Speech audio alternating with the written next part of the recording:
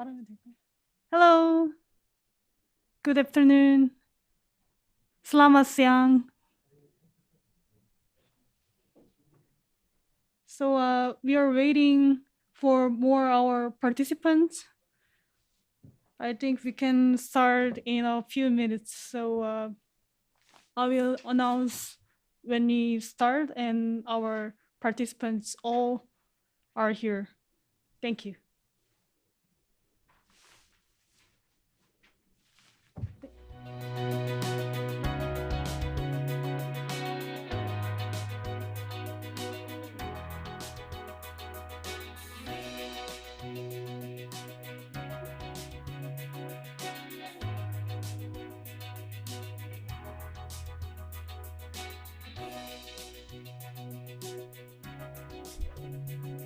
Selamat siang, Pak Gensep. Pak Gensep, selamat siang. This is Andy. Oh, selamat siang, Profesor. Apa kabar? How are you doing?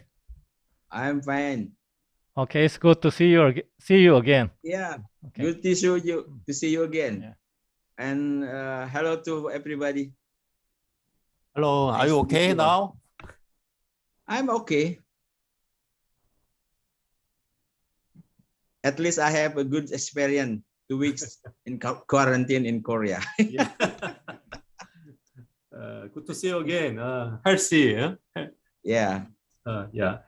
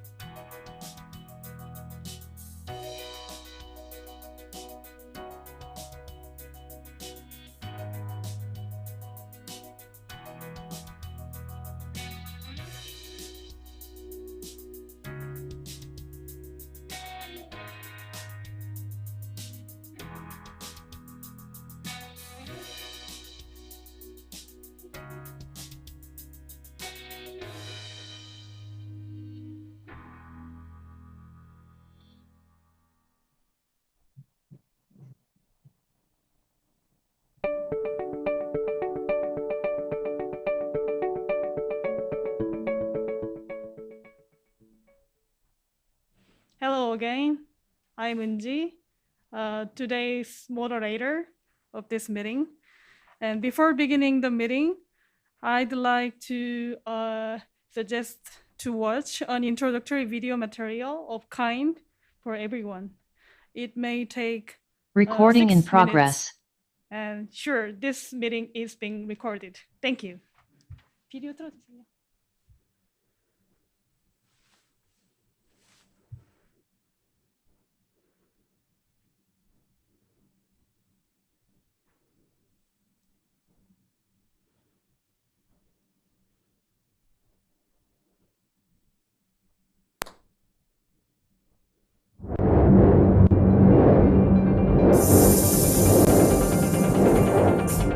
A whole new type of organization that has never been seen before. We present opportunities and possibilities throughout the world by providing innovative solutions. We are a new type of developer, a total solution provider of overseas PPP projects. Korea Overseas Infrastructure and Urban Development Corporation. KIND.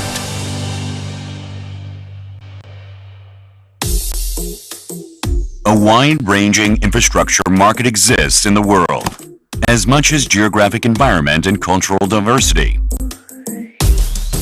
Since 1965, Korean companies have been expanding their business to the global market, closing the distance among the regions. Now, KIND converges ICT technologies, the greatest strength of Korea, with urban development projects to change our everyday lives all over the globe. We supply power and energy to places in need of light and growth momentum for economic development. KIND attributes to the invigoration of relevant industries and countries through high-value-added petrochemical and industrial plants. To shape our environment into a more desirable place for humanity, we prevent flooding and droughts and provide clean water by constructing dams and desalination facilities. KIND encompasses every application of overseas PPP projects, such as urban development, railway, road, airport, harbor, plant, environment, and others. As a reliable partner, KIND supports Korean companies to create and realize their value in the global market.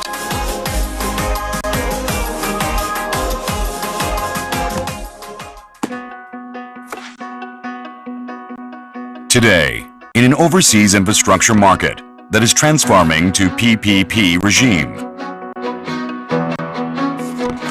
KIND performs its role of an investor and a developer.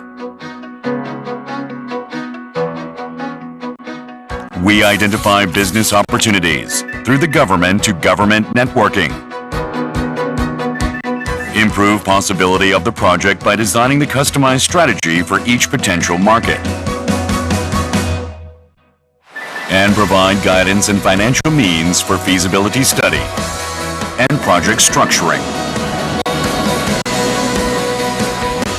By providing equity investments and financial advisory and arrangement, we're making every project solid.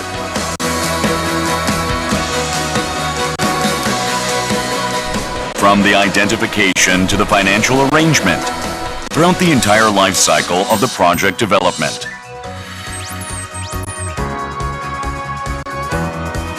KIND will successfully mobilize enough support for strong implementation of each project.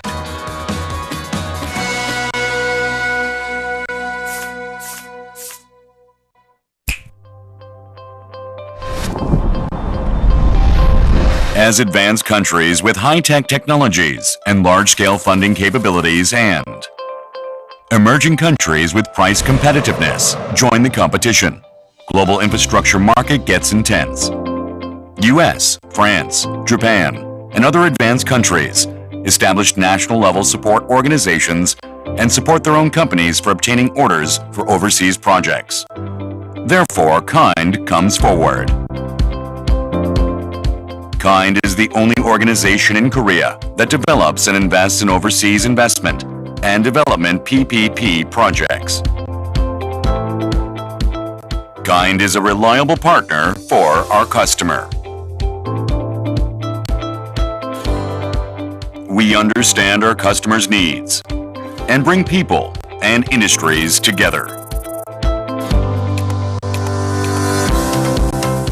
to create a better future and sustainable global infrastructure. We will share wealth of collective knowledge and experiences and harness the immense possibility and development potential.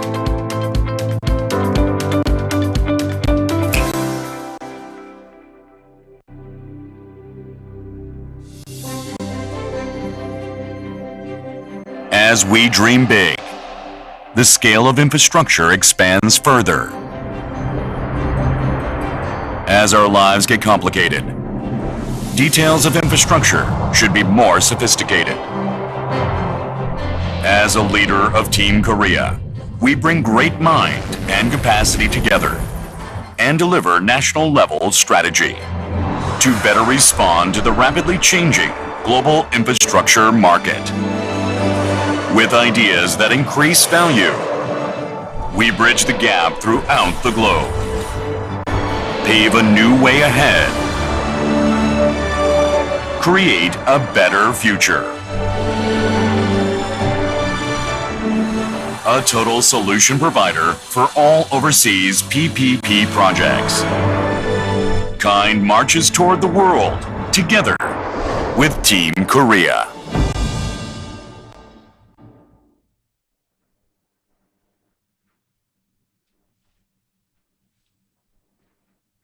Thank you for watching the video.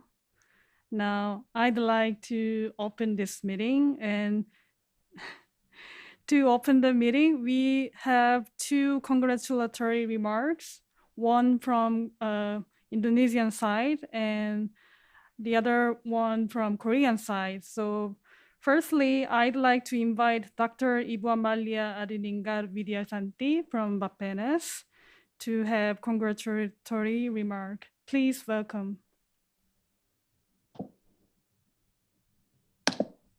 Thank you very much, Honorable Mr. Kim Dong-jun from the Korean Embassy, Mr. Seo Taekwon, Korean Overseas Infrastructure and Urban Development Corporation, or KIND, Mr. Ryan Kelly from KIND, Professor Jai from Hafs University, and all distinguished participants and guests from Bapenas and all invited organizations, ladies and gentlemen.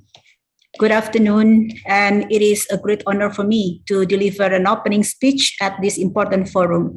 And I hope that all of you and your family are in good health in this pandemic situation. And also, it is a great pleasure for me to join all of you here. Let me first express my pleasure to be a part of this EIPP 2 final reporting session, even though we are now in the challenging situation that we are now still facing until today.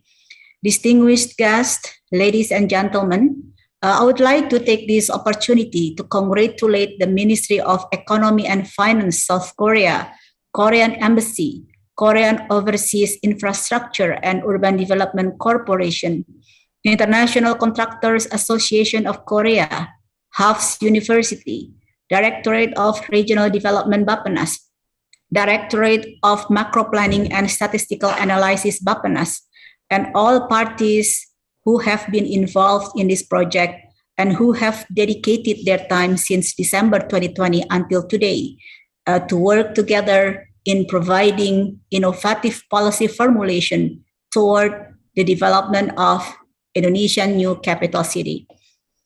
As I understand, and may all of you understand as well, that the objective of this session is actually to disseminate the final study of EIPP2, which titled The Economics of Capital City Relocation for Jabodetabek Area. Briefly explaining the progress of the project, I would like to emphasize how this project will help us to develop a comprehensive planning that potentially generate opportunities for increasing economic activities in the old capital city, which is DKI Jakarta and greater area of Jakarta, for both today and medium-term planning. I heard that several processes have been conducted involving all relevant stakeholders to share their analysis through the focus group discussion series and also through the capacity building program for EIPP2 that have been conducted in Seoul.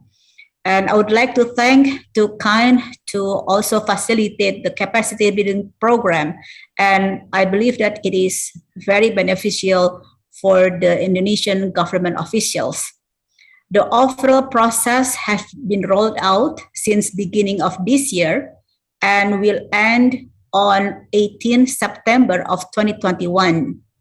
And alongside the process, I believe that at this stage, we have to bring new insights for exchange knowledge from both sides and strengthen the analysis of the study with many inputs from various stakeholders.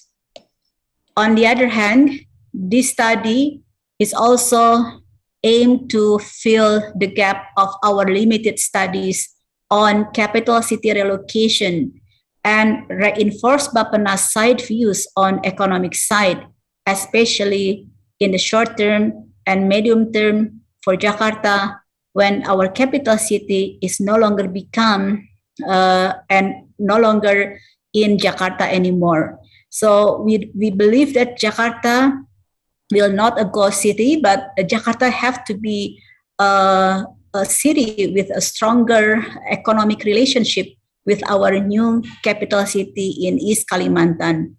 And therefore, I hope that at this event, all parties can learn a lot and implement the knowledge in the process of how we can formulate a better policies to maintain the economic strength of Jakarta, even though the capital city is relocated to East Kalimantan.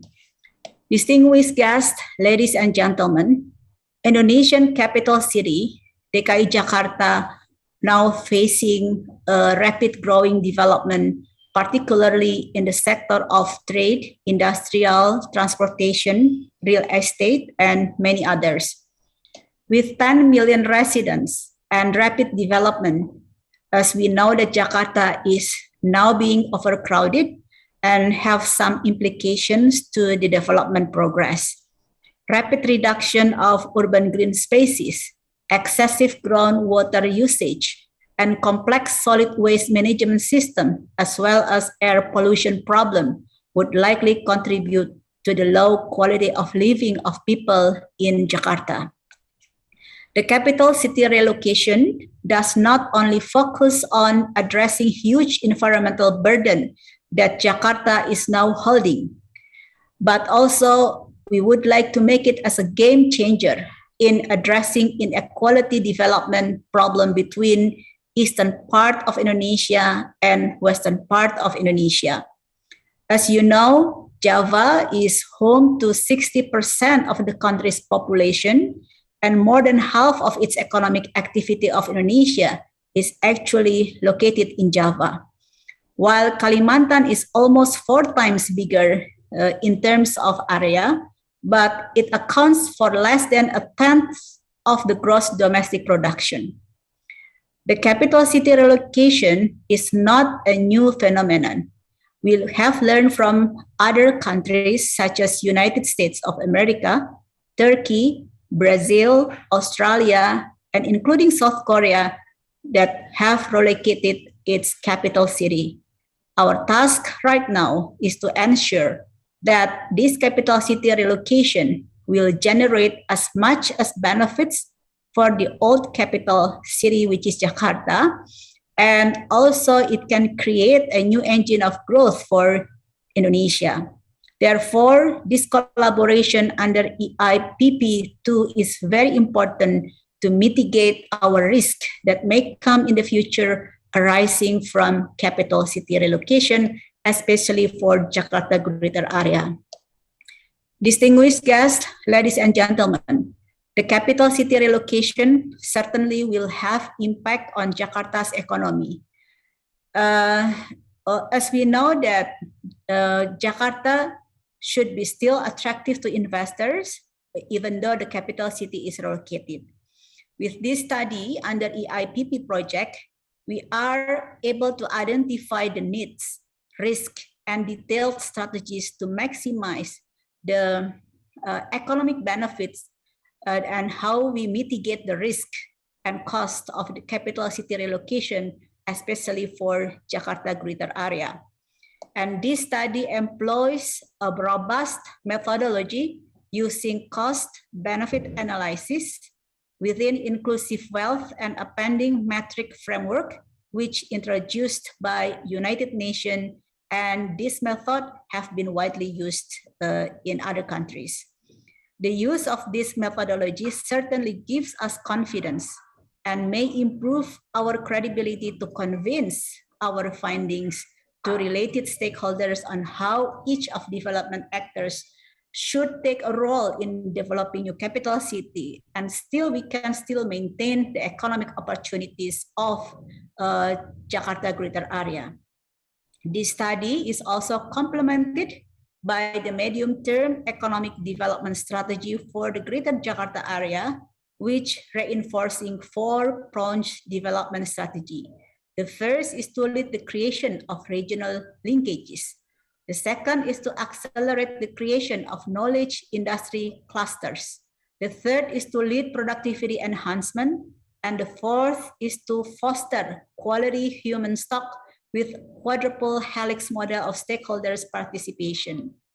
The other important part of this study is that the development strategy for the Greater Jakarta area is also equipped with implementable and actionable plans that making this finding of the study more doable. Hence, through this study, I hope that the role of evidence-based planning and evidence-based policy could be strengthened, especially within Bappenas and within our government institutions. Therefore, the impact of policy would draw enormous benefits to Indonesia's development in the future.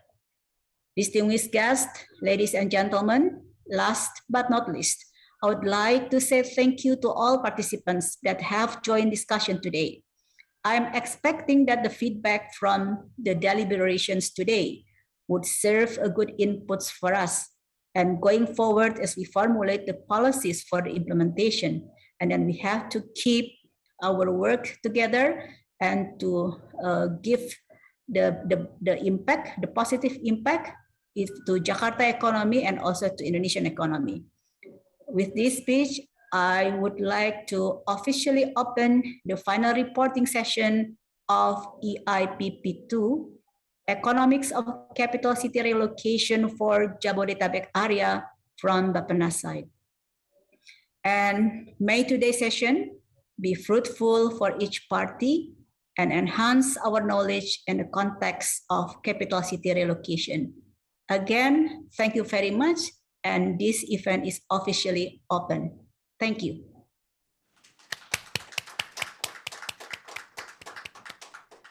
Thank you for your meaningful remarks, Dr. Vidyasanti. And I'm very sorry to Dr. Vidyasanti and to all the participants because I was supposed to start with introducing all the participants here, actually.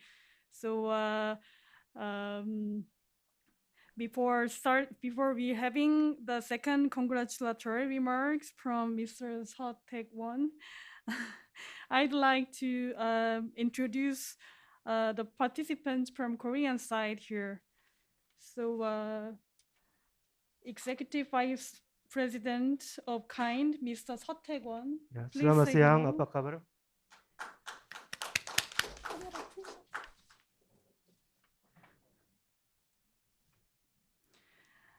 Mr. Lion Kwangbok Lee, Head of Department of KIND. Please say hello. And Mr. Yoon Yeok-won, Senior Advisor of KIND. Hello. Thank you. And Dr. Kim Jong-ik, EIPP Assistant Advisor of KIND. Hai, selamat siang. The Assistant Manager of KIND, Ho Jun-ho. Researcher of KIND, Ms. Park Sun-jung. Selamat siang. And Team Leader of KIND, Mr. Jung Tae-sang. Nice to meet you. And now I'd like to request to introduce the participants of Indonesian side to Ms. Rupita. Could you introduce the name of participants of Indonesian side, Ms. Rupita, please? Okay. Thank you, Ms. Yunji, for a brief introduction of the participants from Korean side. Now it's my turn to introduce participants from Indonesian side. But before that, I would like to extend my gratitude that we can meet again in this forum since the last time we met in Korea. Although we can only meet online, I hope the message from our final reporting session will be well delivered. All right, without further ado, I will begin to introduce all participants from Indonesian side. I will start from Ibu Winnie, who has given the opening speech. Thank you for joining us today, Ibu Winnie. And then joining us today as well, we have a project coordinator of AEPP project number 2, Bapak Eka Chandra Buana, Director of Planning and Statistical Analysis Bappenas. Pak Chandra, can you say hello? Hi. Nice to meet you to all. You. And we have Pak Encep Sudewarman, Director of State Property, Ministry of Finance, who already joined us today. Hello, Pak Encep. Good to see you again. Okay. We would like to thank you as well for the support from Directorate under Deputy of Economic Affairs who already joined us today. Ibu Asti, Director of State Finance and Monetary Analysis. Hi. Thank you, Bu Asti, for joining us. Thank you. Yeah, a representative from Directorate of Industry, Tourism and Creative Industry, Representative Director of Financial Services and State-Owned Enterprise, and Representative Directorate of Trade, Investment and International Economic Corporations. I would like to thank you for the presence of directors or the representative under Deputy of Regional Development, Directorate of Regional 1, Directorate of Regional 2, and Directorate of Regional 3, and Directorate of Special Planning and Disaster Management, and Ibu Hayu from IKN Secretariat. And Deputy Minister of Regional Planning also here. I saw here. Pak Rudi Okay. Prawira. Yeah. Okay, sorry about that. So we would welcome Pak Rudi as well, Deputy of Regional Development Bappenas. Thank you, Pak Rudi, for joining us today. Yeah. Before having another congratulatory remark, I'd like to say that we, on this meeting, have Mr. Kim Dong-jin from Embassy of the Republic of Korea to Indonesia, the first secretary of the embassy, and also Dr. Lee Jae-hoon, professor of Hankuk University of Foreign Study, and Dr. Im Hyung-baek, professor of Sangyeok University, and me, a research assistant of this consortium, and Mr. Kim Sung-yoon, research assistant of this consortium. So thank you. And now I'd like to invite Mr. Seo Tae-kwon from KIND to have second congratulatory remarks. And the remarks are in Korean, so 네, 알겠습니다. Selamat siang, apa kabar? I'm Tae-kwon Seo, Vice President of KIND, in charge of operation of EIPP program.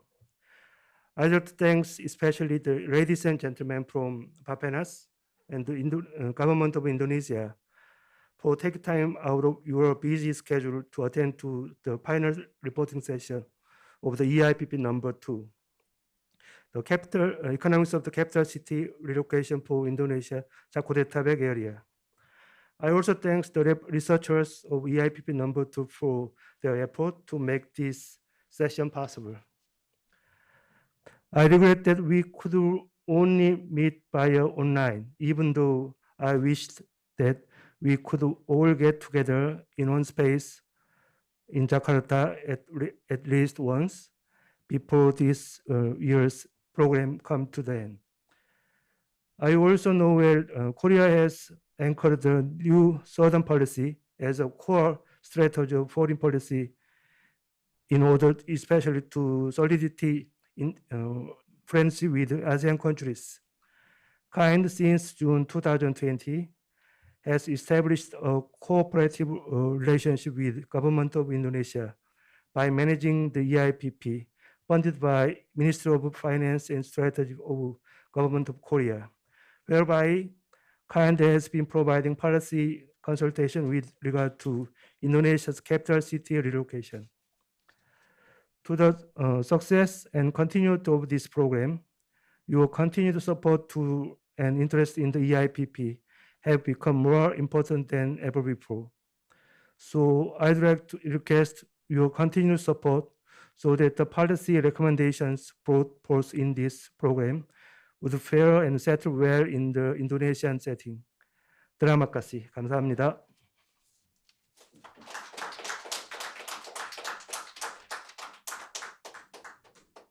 Thank you for important remarks, Mr. Seo Taekwon. And now I'd like to invite Mr. Ryan Lee from KIND to have introduction of the 2020-21 EIPP with Indonesia. Please.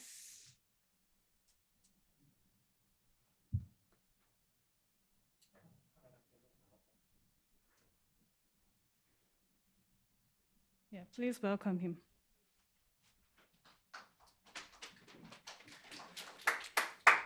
Nice to see you again. This is Ryan Lee from KIND. So my department, Overseas Infrastructure and Economic Research Department, is the department in charge of this EIPP program operation. EIPP is an upgraded version of KSP, which is well known as the knowledge sharing program. So this EIPP was started last year. This is the very newest program of Korea's official development assistance. And this EIPP is exclusively for 3 countries only, Indonesia and Uzbekistan, and newly added Kenya. Myanmar's EIPP program was unfortunately canceled due to the unstable situation. So this EIPP is differentiated with KSP in terms of the economic cooperation. Knowledge sharing program is only the transfer of the knowledge or our experiences, but this EIPP, including that kind of knowledge transfer and experience sharing.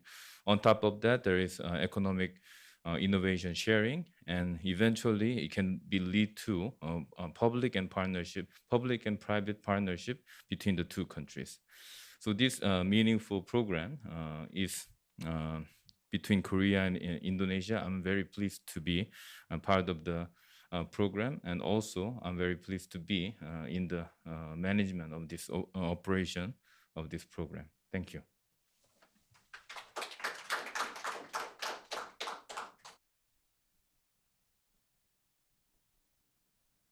Thank you for the introduction, Mr. Lee. Now, I'd like to invite Professor Jae-hoon Lee to have presentation on the research study of economics of capital city relocation for Jabodetabek area. Please welcome him.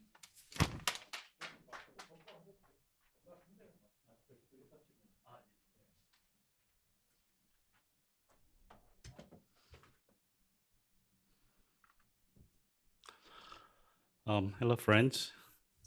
How are you this afternoon? Eventually, this is the long march that the team of IPAPENAS and then a team of us, the researchers, have really placed our blood and toils and sweats into this for last 8 to 10 months. Of course, that today's session is not really the end of this particular project, because we still have a few more weeks to go. And then I'm very much honored to take a part of this program. And then I'm very much honored to have conducted this research with not only the team from KIND, but also from BAPENAS. Of course, that there are lots of credits goes to many of our friends in BAPENAS, especially Pegaka Chandra, and then Nona Fita and Nona Janita, and then all other friends that that I have met, and then I have met only through the online. But nevertheless, her honor, Dr. Eva Malia actually summarized all these core concepts of the study that we wanted to say. So I guess that she already had the start first, so that I got nothing much more to add here. But nevertheless, we are familiar with actually the first findings on this cost-benefit analysis. If I just remind you that who are actually present in midterm reporting session. Actually, we have covered up to chapter 3 of these contents. And then actually we are left with a relocation of administrative centered city in Korea as a case study, and then strategies for sustainable development of Jabodetabek. But as Dr. Bomalia has nicely summarized, and then very, very adequately summarized, this study actually started with announcement of the president of Indonesia to relocate its capital city to East Kalimantan.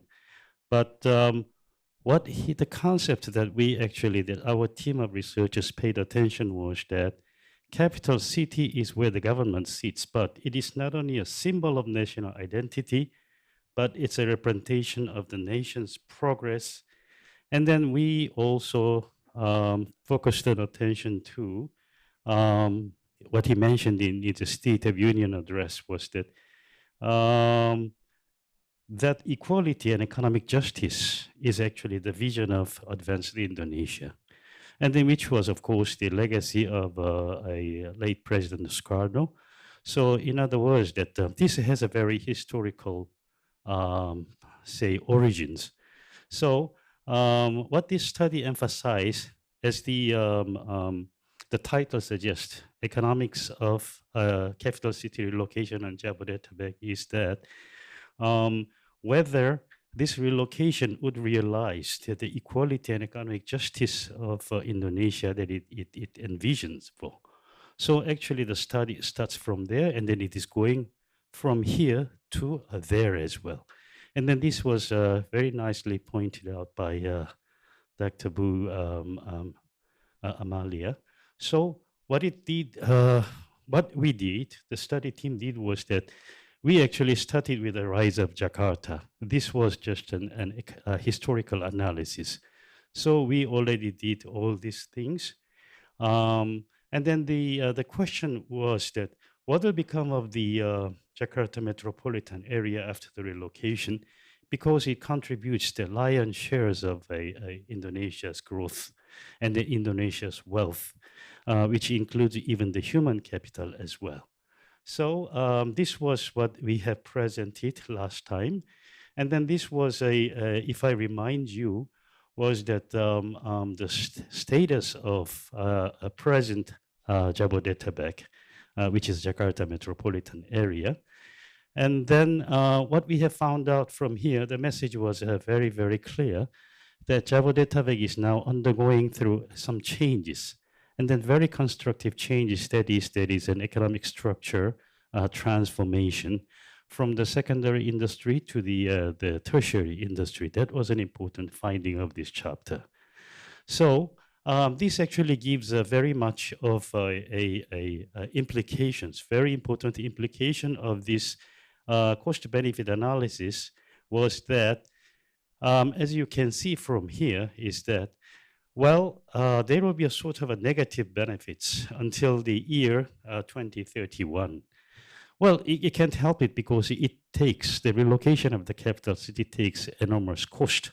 But nevertheless, that these negative benefits will turn into positive from circa 2031 and on. This was also the same result that was revealed by the scenario analysis that we are going to add to this study. But this is an important message, meaning that there will be a sort of a shock, temporary shock in short term. But in a medium term, that Jabodetabek will just remain as the center of Indonesian economy. And then this was actually the main implication found out from this CBA.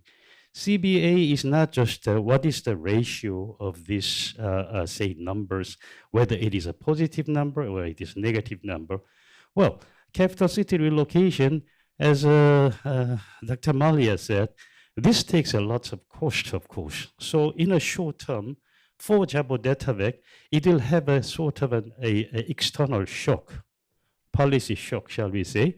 But nevertheless, about 10 years later, this will turn into the positive sign for Jabodetabek. This is what the CBA, the implication is all about. So lessons of this study is, the important thing is not only the number, but actually the lessons and then implications that are underlying in this analysis. So, meaning that what President has said was that Jakarta will remain as the capital of Indonesia. What capital? Economic and business capital of Indonesia. And then, well, this analysis shows, yes, indeed, Jakarta will remain as the center of Indonesian economy. And then it will not easily change. So this CBA actually confirms this is in line with that kind of a postulate also brought forth by the president in the State of Union address. So what this study did later on was that let us see what the case of Korea was all about. So what we did was that we did a study of the capital metropolitan area of Seoul or Korea. And then like Jabodetabek, capital metropolitan area is actually consisting of 3 cities and provinces, which is a metropolitan city of Seoul, metropolitan city of Incheon, and then Gyeonggi-do province. And then actually the rise of the Korean metropolitan area is very much identical and analogous, if not the same, as Jabodetabek, because it has been expanding, especially in 1988 Olympic Games. The population has exceeded about 10 million. So it became a mega city. But what we found out is that the population of a Seoul is kind of slowing down a bit, but Gyeonggi-do is actually contributing to the increase. And then Gyeonggi-do has observed 90% of migrants, not only from Seoul, but from other areas, meaning that this Korea's capital metropolitan area is actually, it's bloated or it is enlarging. So this kind of a trend is very much similar to what we face in Jabodetabek today. So this case study is very much worth. And then let us say that Jabodetabek is the center of Indonesian economy. And then same thing occurs here in Korea. As you can see from this, this particular chart, actually capital metropolitan area accounts for about 46.8% of total output, and then supply of the demand of 47.7% here. Comparing to other regions, I mean this imbalance, it is very much tilted towards the capital metropolitan area. So we are actually facing the same problem, and then this is exactly the themes of this particular study. So what it does, what it implies is that, yes, indeed, it is kind of worth to look at the case of Seoul, not only the transferring to the Sejong city, but also it is better for us to look at what is going on in Seoul. So this actually chapter shows all this. But unlike Indonesia, sorry, I'm not good at this. What's going on? Oops. Unlike Indonesia, that has a demographic bonus, Korea is actually suffering from population aging. All other things being equal, population aging is another disadvantage that that face the capital metropolitan area of Seoul. As you can see, the Korean society from that chart is that it is actually it's quite an aging society. And then some provinces are very much as super aged communities they have become. So then this is a kind of a challenge that we have, and then challenge may be much more, say, critical and enormous, and then urgent compared to those of Indonesia's in this case, because of Indonesia has a demographic bonus, whereas the Korea general population is very much aging. So since that population pressures are high, the capital metropolitan areas, as you can see, are realizing these urban diseconomies. But nevertheless, we are actually managing quite well in terms of these traffic congestions and so on, because of this, the service industry, like ICT, is helping them out to remedying this kind of an issues, which we will cover later on. So, what I would like what we would like to show in this chapter was that we are having identical problems, and then how we deal with it is this what you call this introduction and then implementation of regional innovation system, which is actually the final objective of regional information system is equality and economic justice. It's exactly the terms that appeared in the State of Union address of the President of Indonesia. So, based on this strategy, what government of Korea did was they moved the government institution scattered around the city to function as a core governance functions. So as you can see, Daegu, they moved a number of government institutions there, and then they became the nucleus for the clusters there. So like, for example, Ulsan, they actually, they were going to create energy clusters, and then Daegu, education and academic industry clusters, and so on and so forth. So they created 10 innovative cities, and then they tried to install this sort of a system, so therefore that this government institutions function as the nucleus as a governance, which is actually important components of this regional innovation system or cluster system. So what we are trying to say here, what we are trying to show is that the moving of the government institutions to Sejong special SSSC, special governing city, self-governing city, was just a symbol of institution of regional innovation systems. So it is not just because of the, to remedy the population pressure, the government of Korea has created Sejong City, but in addition to that, what happened was that this kind of a strategic considerations were actually behind of all this move. And then at the same time, the same challenge is what Seoul did was actually, they were undergoing with the structural changes. So this kind of an old, say, secondary industry site changed into the tertiary industry hub. So they are contributing to the growth of the jobs as well as the to the export as well.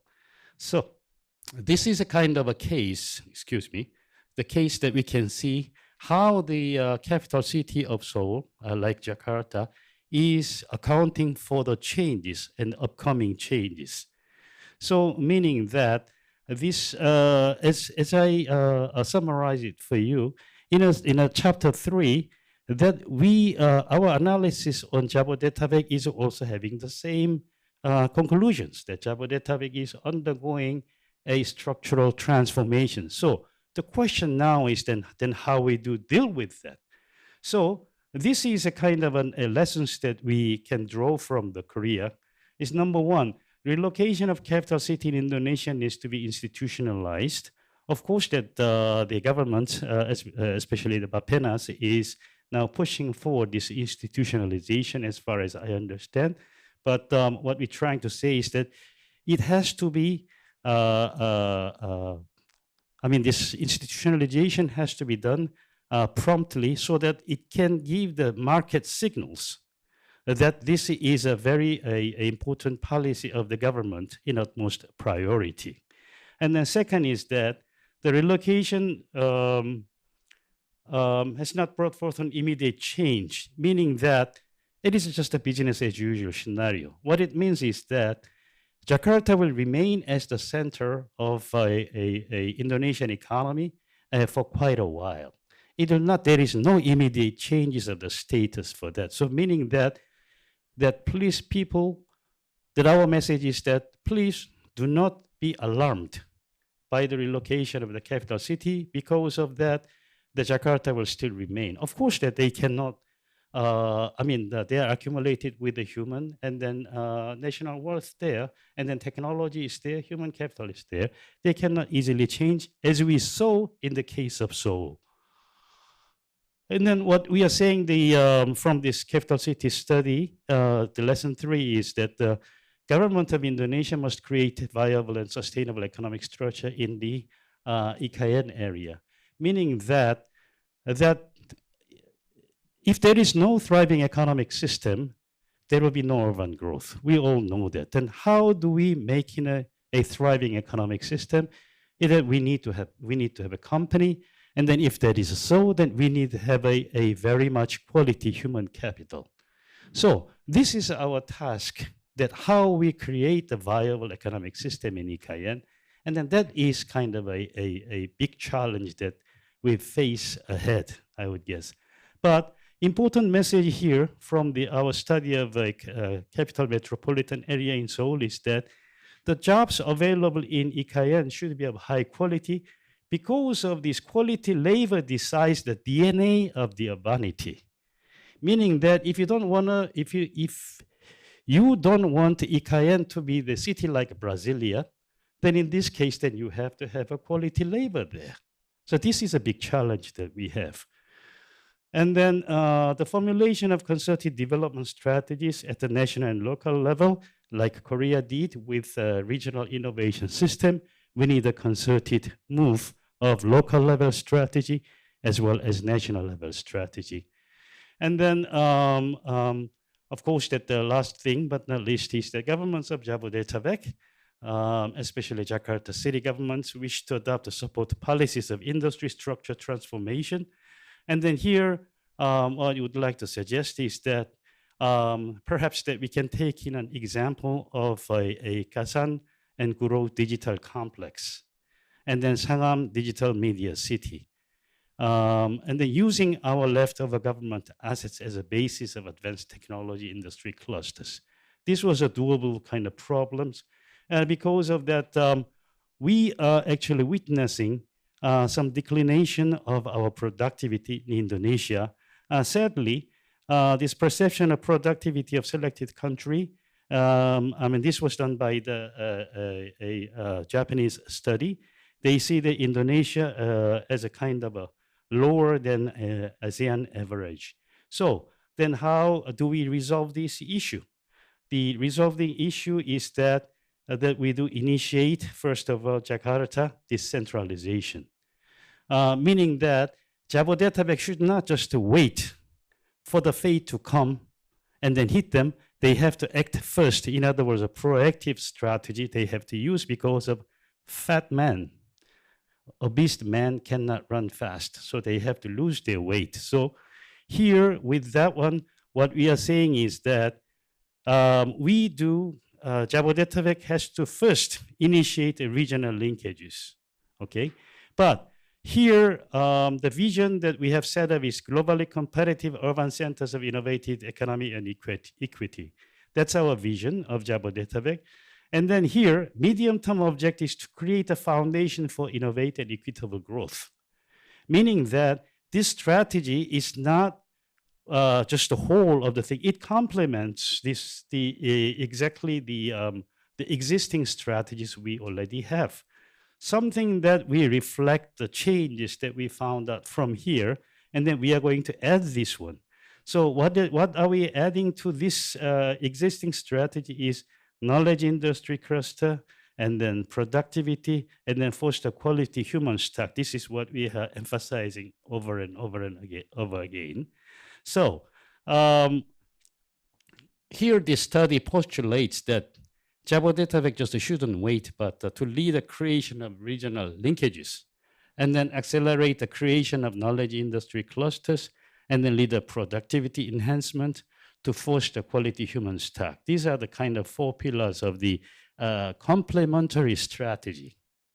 So in other words, this is the strategy that does not really work alone, but this is a complementing with existing strategy, so it should be integrated into the strategy that would come because of the current strategies. Many of current strategies we have in Indonesia at the moment did not account for this very important occasion of a capital city relocation. So this was why that as implied in Korean cases, we use the quadruple helix model of the stakeholders, and then their roles are here. So as I said, all these strategic pillars are actually complementary to the existing strategy that has been, they have a little bit of a dearth because of the, many of them were actually formulated before the announcement of the government policy of the capital city relocation. So then how do we do that? And then we do that. Productivity enhancement, for example, is driven by human stock. So we really suggest that in order for us to do the technological quantum leap, then what we need is we need to foster quality human stock. For example, that we want to for example, create electric car industries. I understand that. And then this is doable, but nevertheless, we don't have enough a human stock for that as yet. So I know the University of Indonesia and University of Bandung University are now fostering these technicians and then technical trainings. So this is what we need. We need to foster quality human stock, and then this is what we are emphasizing. So for that matter, we just listed down here the task and then modus operandi here as to what to do. So we'll actually fine-tune a little bit later on whenever you make any of the suggestions for us. So this study was actually having this message. The main message of this study is actually, it can boil down into 2. Number 1, the status of Jakarta will not change easily in a short term. So what it means is that this message should be out there so that uncertainty has to be removed. This is what we are postulating or we are implying. And then secondly, but because of the human resources are going out there to the new capital city, what we need is that we need to have important assets of development, which is a human stock, so that we have to be ready for new transformation. Then we need the human stock, and then sort of a momentum to give these new industries to evolve and then to elaborate. We have legacies of like many service firms like Gojek, and then all this kind of absolutely nice startups are there. So we need to support them. So as I said, this study was actually, throughout the message is very much clear. Number 1, that uncertainty should be removed by persuading people that the state of Jakarta will not that easily change, as seen the case of the capital metropolitan area of Seoul also.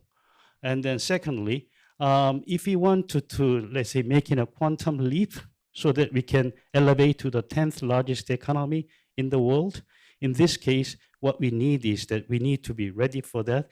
And then for that matter, we suggest is these 4 strategic pillars.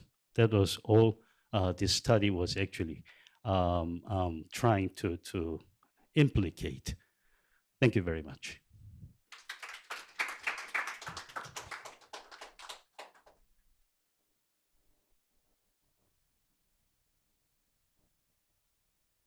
Thank you for presentation, Professor Lee.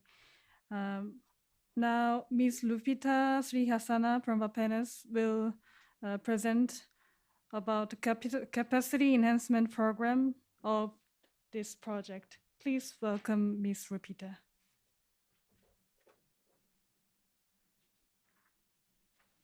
Okay, thank you for the opportunity. It is an honor for me to share our thought and our experience during our EIPP project number 2 capacity building that was conducted on 21st until 25th of June 2021 in Seoul. This experience and follow-up action hopefully can be input to the formulation of innovative policies in the process of developing new capital city. The action plan is divinely not only made by one directorate, such as our Directorate of Macro Planning and Statistical Analysis, but it is also a collaboration across directorates in Bappenas, which consists of Directorate Trade, Investment and International Cooperation, Directorate of Regional 1, Directorate of Spatial Planning and Disaster Management, and Directorate of Industry, Tourism and Creative Economy.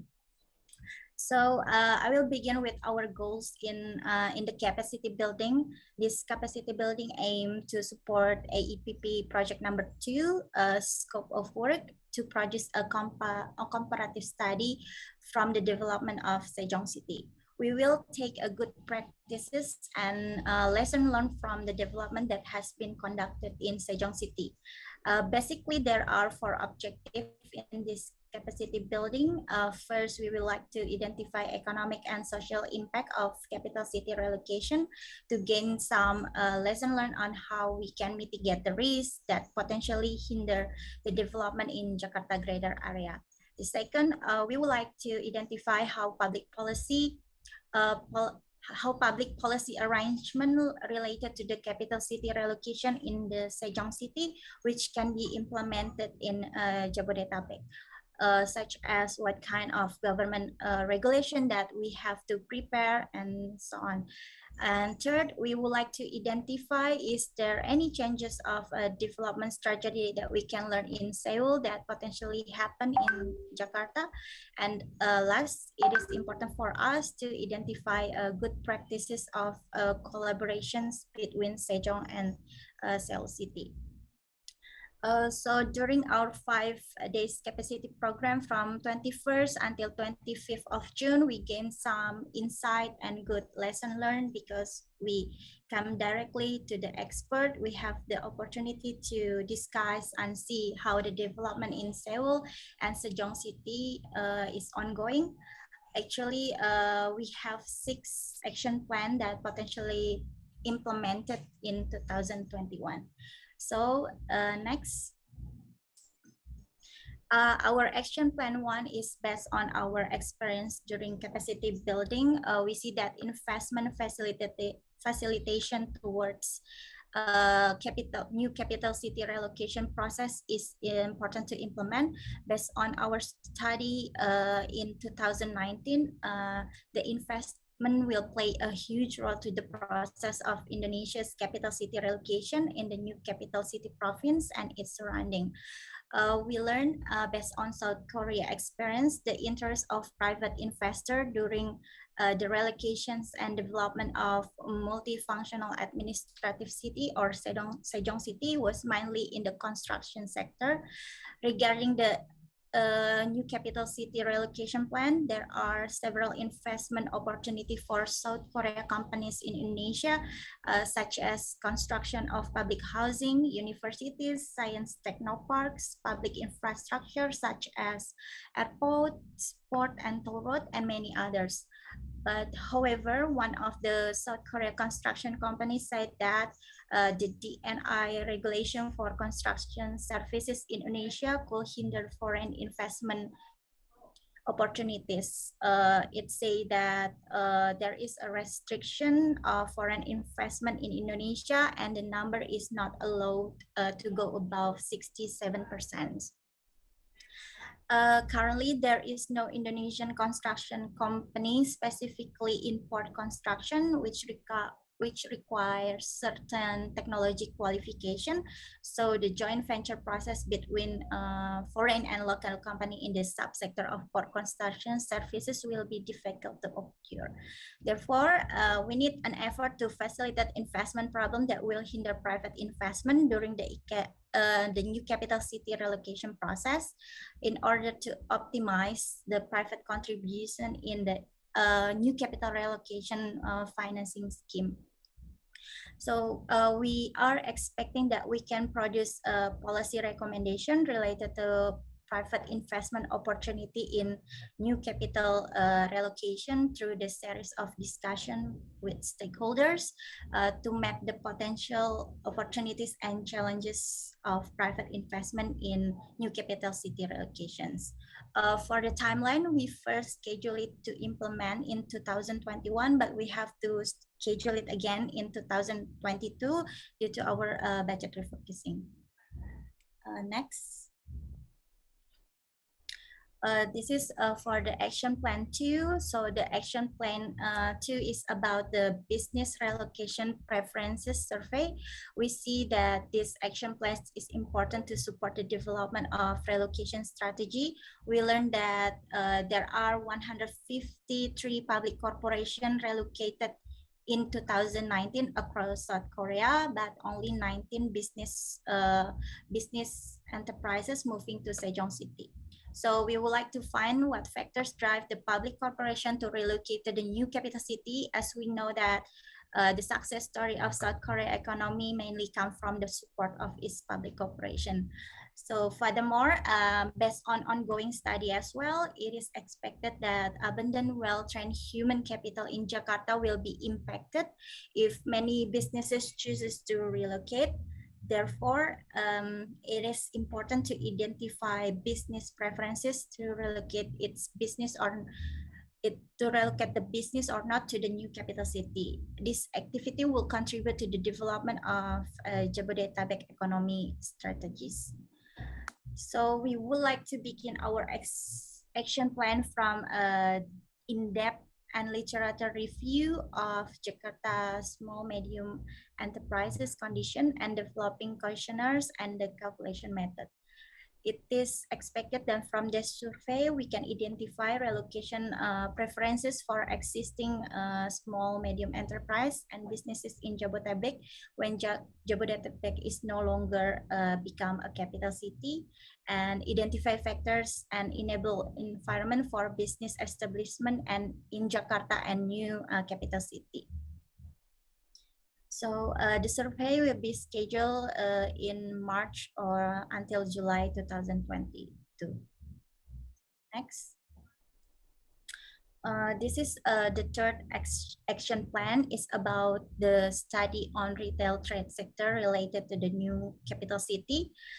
Based on in-depth study in 2019, the new capital city relocation will give a negative impact to Jakarta's economic growth, and trade is one of the sector that will be greatly impacted. In fact, the trade sector is still expected to be the source of growth in Jakarta. But in 2022, the contribution of this sector is equal to 16.62% of Jakarta GDP, even though the growth is negative due to the pandemic COVID-19. But based on BPS data, the numbers of retail traders in Jakarta in 2020 is around 5% of the total retail traders in the Jakarta. Jakarta has more than 1,500 retail traders, so the number is much higher than East Kalimantan, which only has 635 traders, while the land in area in East Kalimantan is 190 times larger than the Jakarta. So due to the importance of retail trade sector to the Indonesian economy, it is important that we can learn the response of business actors in the DKI Jakarta to the plan of new capital city relocation from the investment side, whether there will be a capital outflow from DKI Jakarta, and there will be two output from this action plan. The first is a mini survey to business sectors in retail trade sector, and then the preliminary study and policy recommendations related to the impact of capital city relocation to investment in trade sectors in DKI Jakarta. Next. So this is our fourth action plan. The fourth action plan will focus on the development of urban spatial planning in the new capital city, based on our experience both in Seoul and Sejong. We see that the planning is a continuous process and can be the tool to solve the problem now and in the future. And planning becomes easier when it combines with technology such as ICT, IoT, big data, and also AI.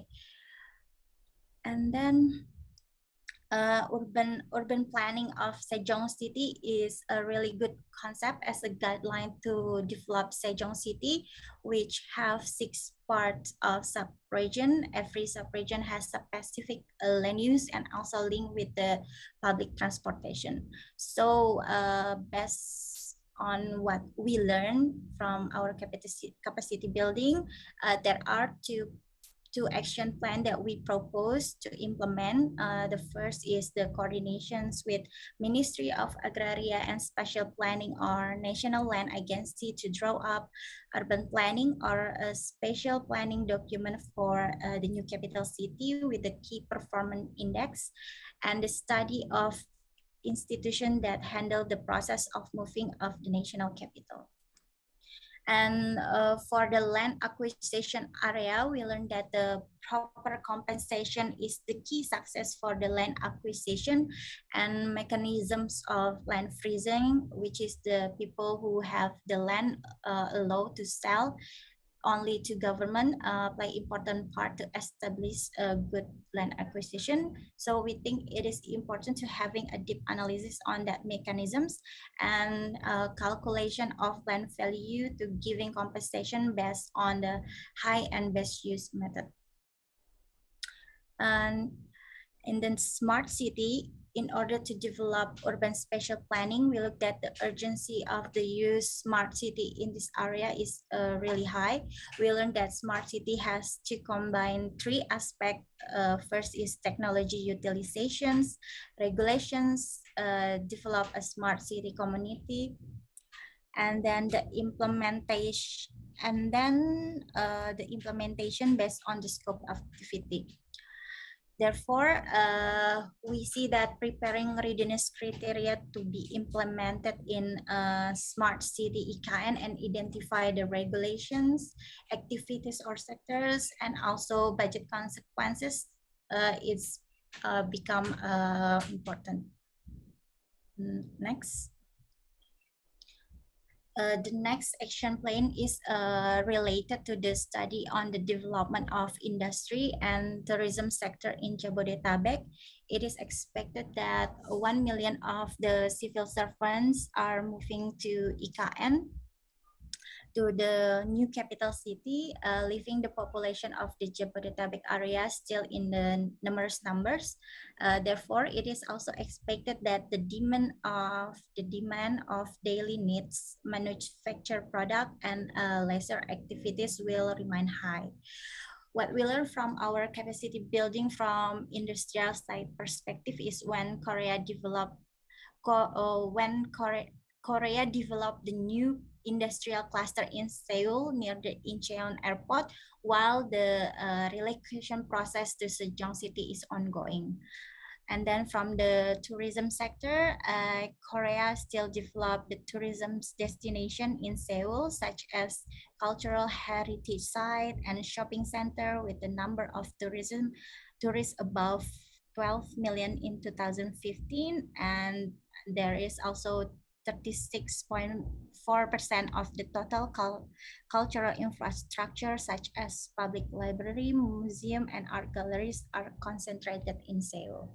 So the objective of the study is we would like to identify the need of industrial product and tourism destinations, and we would like to identify the relocation preferences for existing industry and tourism businesses in Jabodetabek, and also identify factors and enable environment for business establishment in Jabodetabek. Next.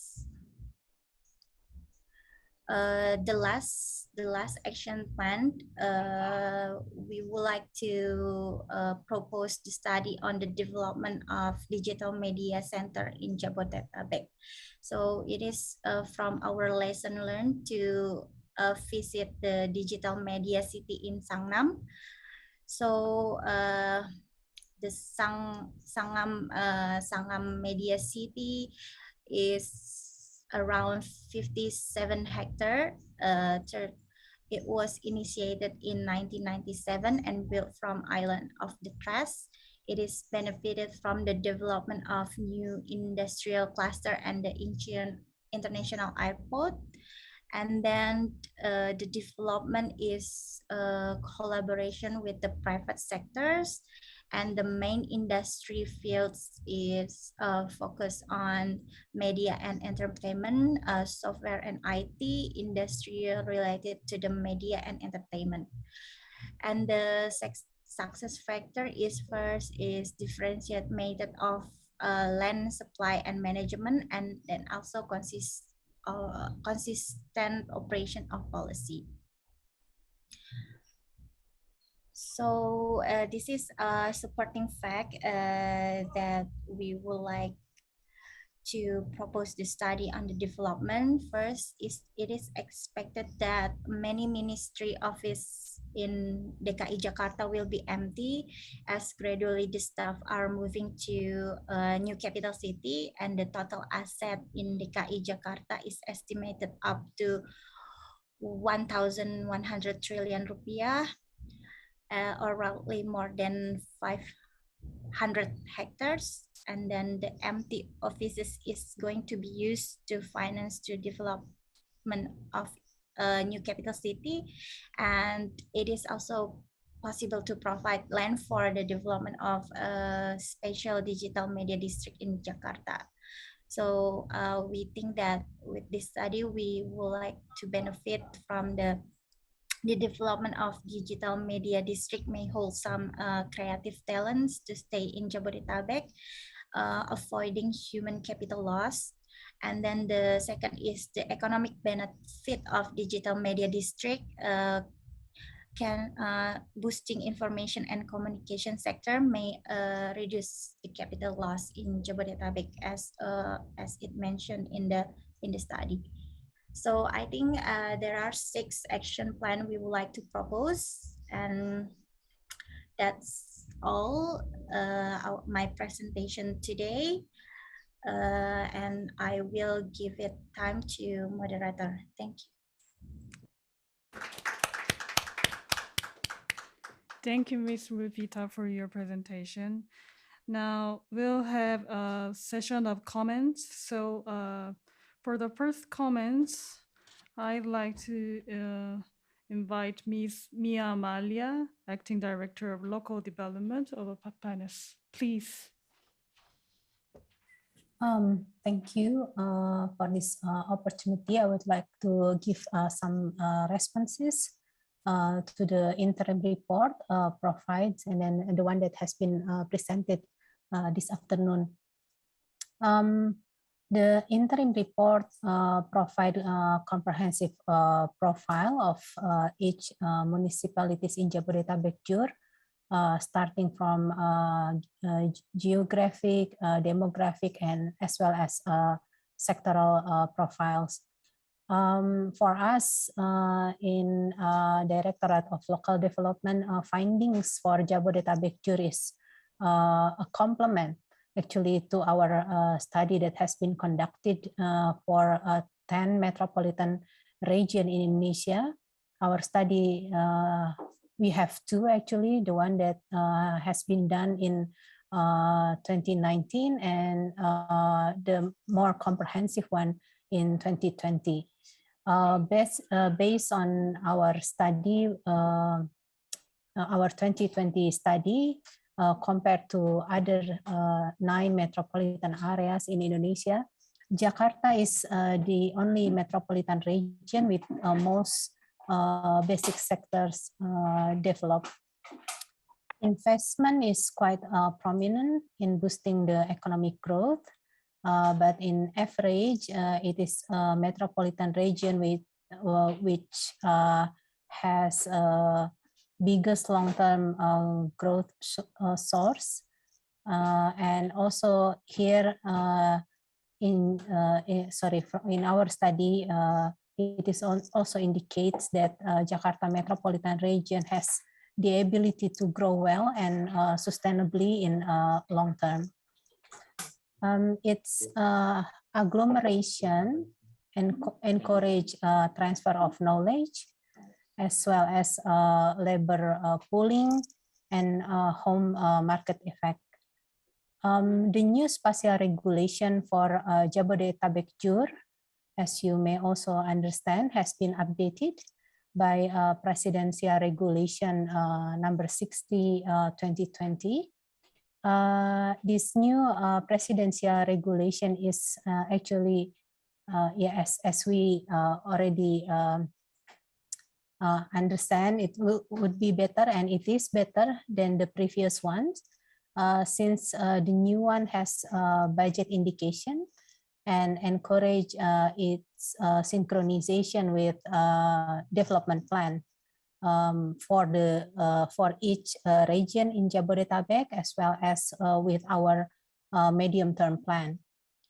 This presidential regulation also proposes a new form of governance for the metropolitan area, including for flood control, water supply, sanitation, coastal area reclamation, transportation, as well as some anticipative articles for new capital in East Kalimantan. For us, EIPP study, especially the one that has Seoul metropolitan area governance in it, can provide an excellent model as a benchmark for Jakarta in the future. Once IKN is in East Kalimantan is fully operational, Jabodetabek or Jakarta metropolitan area can begin its transformation. Some conversion of residential area is also a great change to improve Jakarta metropolitan area environmental condition. For example, air quality, water quality, as well as reduce soil pollution, and it can also increase total green space, maybe better mobility for its citizen, providing a healthier lifestyle in the future. For IKN, thank you also for the input that IKN in the future should have a high quality labor. It is very important for the future IKN to become an efficient and sustainable growth pole, especially for the eastern part of Indonesia. For the result of CBA itself, one question remains from our side is, what if the public official who moved to East Kalimantan still want to have a house, for instance, in Jakarta metropolitan area? Then some backlog will also remain for housing supply. And in the I wonder if you have any more suggestion that you can share with us about this issue, maybe a policy that has been successfully implemented in Seoul or Sejong, so that your government can tackle this type of problem. Maybe that's all from our side in Directorate of Local Government. Thank you, and over to the host. Thank you, Ms. Amalia, for your comments. Now, could you give comments to all of us, Mr. Eka Chandrabuana of APENAS? Okay, thank you. First of all, me as a coordinator this study would like to thanks to all our friends from Korea and Bapenas for great cooperation, community support during this study. It is a clear indication of strong and sustained interest in enhancing cooperation between Korea and Indonesia. In here, I want to highlight about the data in this study. And limited sources of collecting data, it is that most data used in this analysis is dominated by secondary data, which is from various resources. However, it is recommended for the future study development it to also consider primary data collection, such as conducting survey with relevant stakeholders and then the analysis. Some not about compared to Korean, which also relocate the administrative function to Sejong City, that can be conveyed as follow. First, about Indonesia and Korea have different condition. Indonesia is an archipelagic country with of capital city to Kalimantan on the different island, while the between Seoul and Sejong City is only 112 kilometers. The second one, my notice, to boost balanced regional development between eastern and western part of Indonesia, IKN is expected to become a multi-pole city that serves not only as a capital city, but at least economy with synergizing sector across cluster of cities. Seoul in here is still roles as a capital of South Korea, as well as legislative function and presidential suite palace, while Sejong roles as administrative city. Meanwhile, in Indonesia, Jakarta is no longer capital city. It doesn't have any status. All government office, including presidential palace and relevant ministerial agencies will move. Then it is important to continue serve as a business center of Indonesia. For the medium-term economic development strategies for Jabodetabek, view it already encompasses important point for government to follow up. It also prepare with for future strategy for Jabodetabek, such as regional linkages, knowledge industry cluster, increasing productivity, and fostering quality human stock. However, there are some notes that can be conveyed as follow. First, about the strategic city vision of Jakarta should be equipped with the green development framework. As we know, Jakarta is one of the biggest pollution area in Indonesia. The second one, the study of economic transformation, which currently being research also put forward green economy strategy as the key to national transformation. So I think it is important for the Jabodetabek to consider Jabodetabek innovation creation must be stipulated by millennial participation. Government must support research and innovation. Center also allocate sufficient research fund. Maybe we can put it in your study. The fourth, solid collaboration of all relevant stakeholders is the key Jabodetabek development implementation success. It needs commitment and coordination from government, university and R&D institutions, business industry, and social society to create more vibrant of Jakarta. Nevertheless, detailed and clear task flow are needed during implementation to avoid overlapping roles.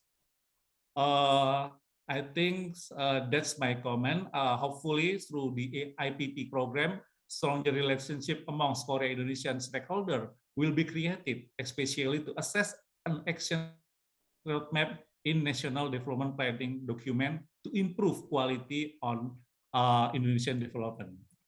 Thank you. Kamsa Hamidah. So we had comments from Mr. Buana on behalf of macro planning and statistical analysis side. And now I'd like to suggest a coffee break, a break time for 10 minutes. So here in Korea until 4:40, and in Jakarta 2:40. All right. So let's have a break and let's see you again. Thank you.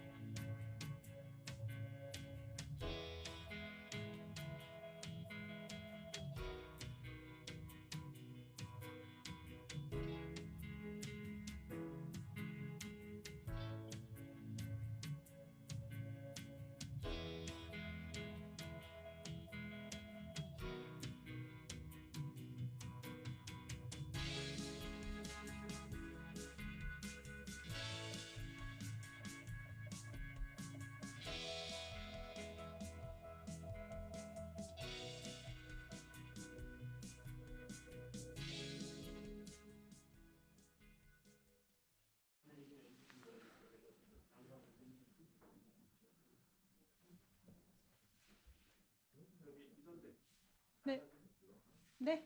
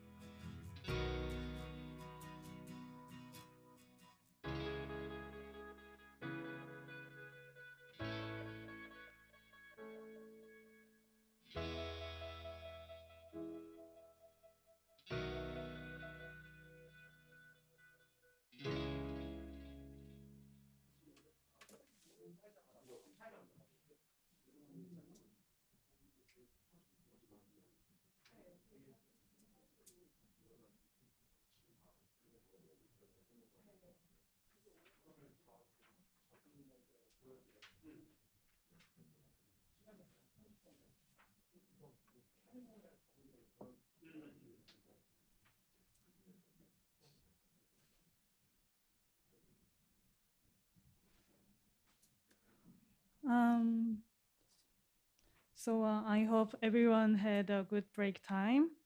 And now we'll have a Q&A session, and Professor Lee Jae-hoon will moderate this session. Thank you very much, Ms. Lee. Actually, I would like to tell you what is in store for us. What's remaining is that this study is not actually completed as yet. What it'll the remaining process is that we'll have to integrate the comments put forth by Ibu Mia, as well as Pek Chandra, and then also some ideas also rendered by Nona Vita and all. But anyway, this was our presentation, and then the presentation actually contains the way forward. In fact, that I have some say some omitted data, something like say the scenario analysis. Data for the scenario analysis was omitted, so that we are going to add that to our appendix section for the reference of a BAPENAS team.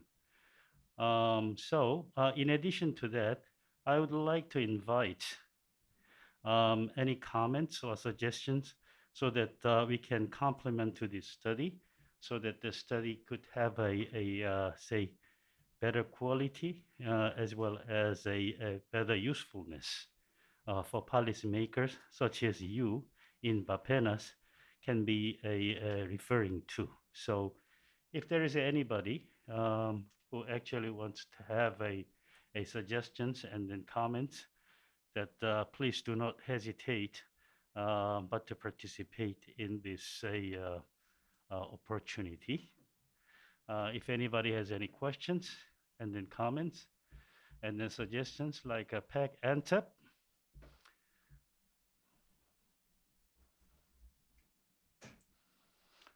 or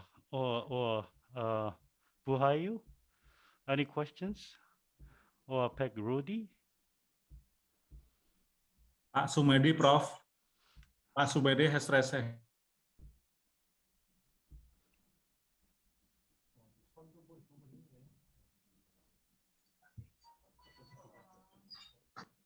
Ah, okay, great.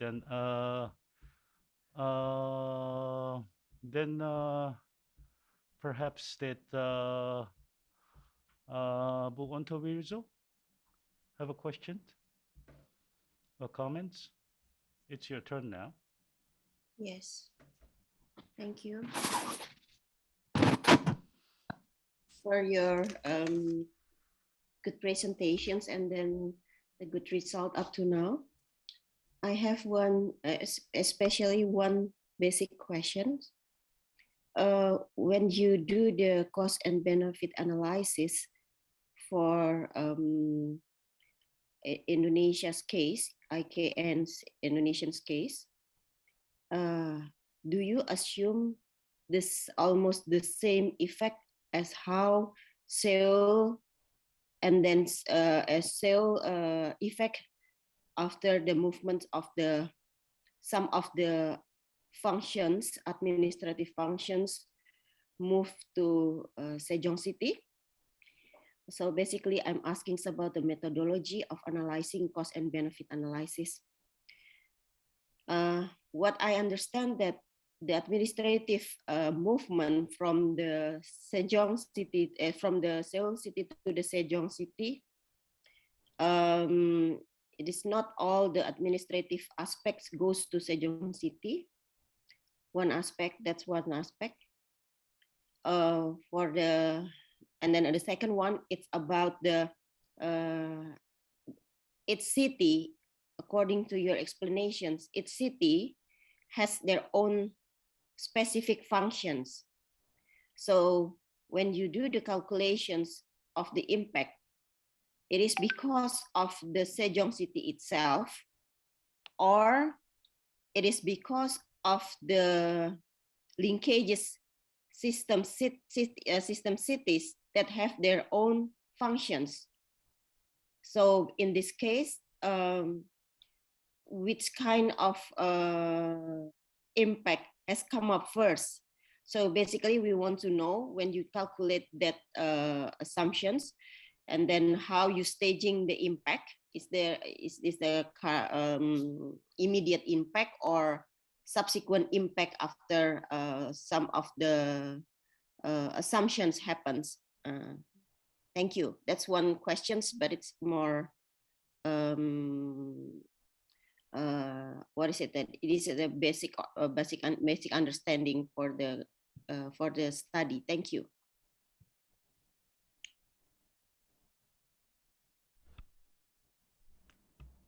Thank you. Then perhaps that we'll hear from Pak Sumedi first, and then perhaps aggregated answers. Pak Sumedi, are you there? Okay, thank you very much. I'm very sorry to not use video. Actually, my question or my comment is similar to Ibu Asti. So we need more clarification and information regarding the cost and benefit analysis. So we need a story behind the numbers. Why and how you calculate the cost and benefit analysis? What is the cost structure and benefit structure? And also, what is the assumption for calculating cost and benefit analysis? And the second comment and question regarding the coverage of CBA analysis. This is only for Jakarta only, or including surrounding Jakarta, for example, Bogor, Bekasi, and so on. So this is the second question. The third question related to the proposal for the next, how Jakarta can transform into new city with the same level of economic development. You mentioned about smart city and so on, but we have to check with the current condition. So I think 3 questions. Thank you very much. Thank you. Then if I may, I think that my friends in Bapenas asking for the methodology, but say for the sake of clarity, and then I apologize if my writing was not really clear enough, but assumptions actually that how we calculated these are actually presented in the I think it's chapter 3. All the beginning assumptions as well as the cost structures are all actually clarified there. But what I will do is that I'll reread it and then we will make it much more clear. But if I can correct something, is that this methodology is widely used as Dr. Amalia has mentioned in the very first place. It was concept coined by United Nations University. Actually, this has a little bit different structure from GDP because of that the fact that GDP does not account for the true wealth of a nation. So methodology-wise, it is nothing to do with the soul.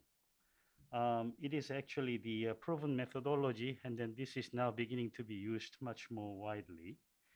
And then what it does is that it is not the we are not calculating for the Indonesia per se, but this is a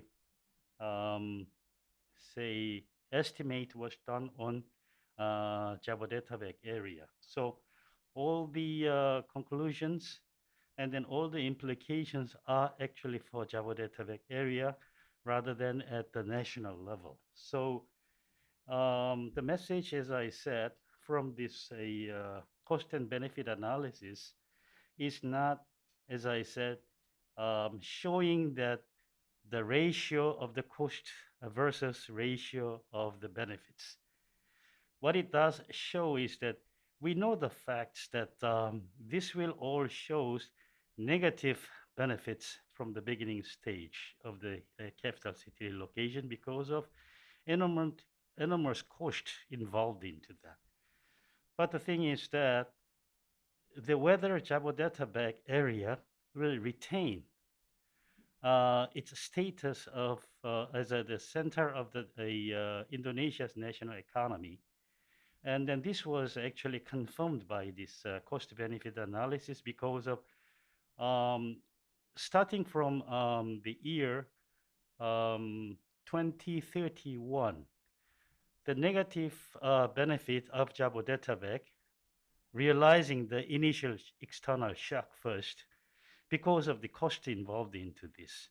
For example, that outflow of the human resources and then investment in the infrastructure and so on, so that it will retain nevertheless the benefits later on, beginning of 2031, 32, and 33, and 34.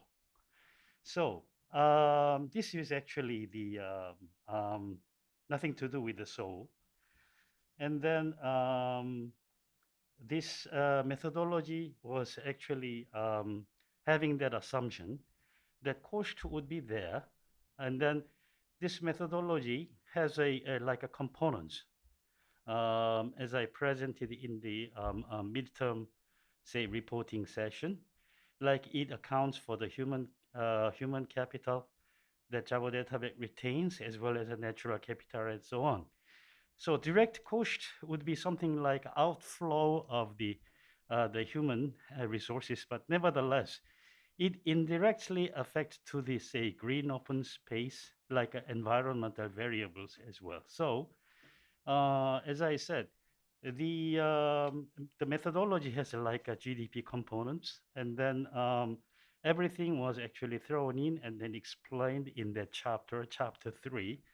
But nevertheless, taking your advice, like Bu Ontowizo and then Pak Sumeri, will enhance brush up the clarification. And then, as I said, this is about the Jabodetabek area. This is not for the Indonesia as a national level as a whole. And then this methodology of cost-benefit analysis is nothing to do with a Korea's case of administrative-centered city. But because of this, this is the kind of a quantitative analysis, we wanted to complement it with a case study. That's why after that, the case study of Korea's capital metropolitan area comes along, and then say the complement some dearth of this quantitative study. But actually the case study itself also affirmed, actually confirmed the facts. The fact is that, as I said, that capital city of even the Jakarta loses its status as a capital city, it will still remain as the center of the Indonesian economy, because from 31, 32 and then on until 2050, Jakarta's benefit will be turned from negative to positive. So this is a message that that we are actually realizing from this CBA, as well as the study from Korea's this capital metropolitan area. I really hope that this would answer to the questions of Bu Ontorizo and then Pek Sumedi. Thank you.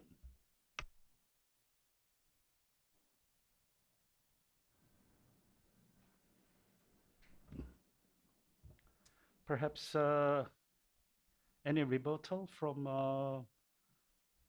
Bu Ontorizo or Pek Sumedi? Yes, so thank you for your explanations.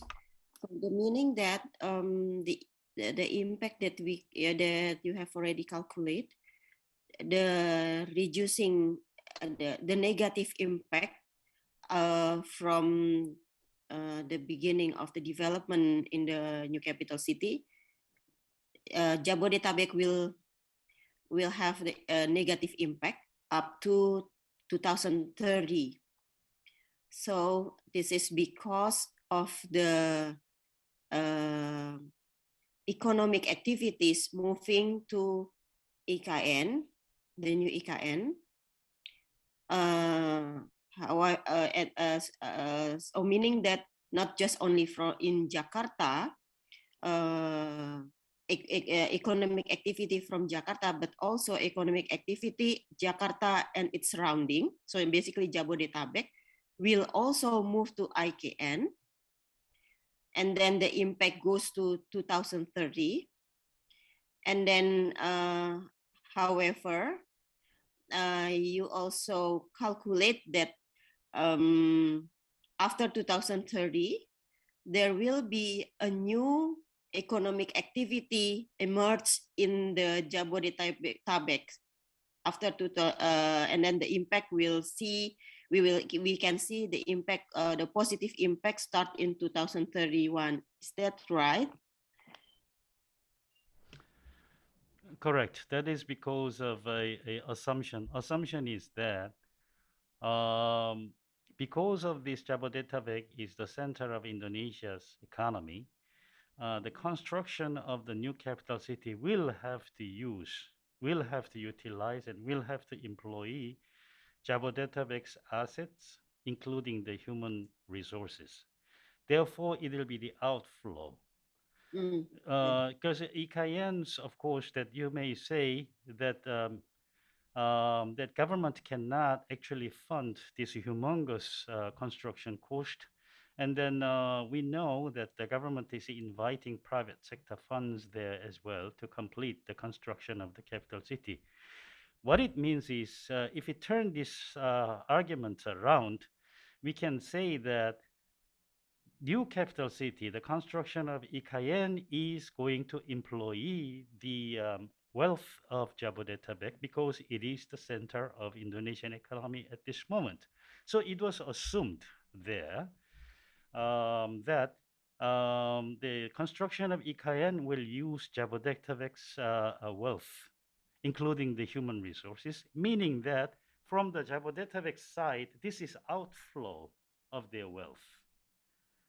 But nevertheless, because of this what you call investment inducement coefficients, it will actually, as you know, this the kinds like argument that it will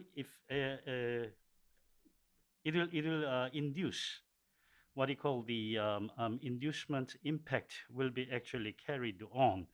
So first, this outflow of this Jabodetabek's wealth will be replenished by this investment inducement coefficients. So that is why in chapter 3, we have actually presented this production inducement coefficients. So this is the story behind it, and then assumption behind it. Because if it is done by all governmental budget, it is impossible, as you know. So what we assumed that we presented it assumption in very beginning, that given that Jabodetabek is the center of a national economy, therefore the construction of a certain place, even if it is not Ikayan, but it is Papua, it will still employ the wealth of Jabodetabek. This is an assumption. This is a very beginning assumption. So in other words, the role of Jabodetabek is to also to finance the construction of this a new capital city in East Kalimantan. So this was a beginning assumption that we have presented there in chapter 3. So this is a kind of a logic behind it. Thanks. Yeah, thank you.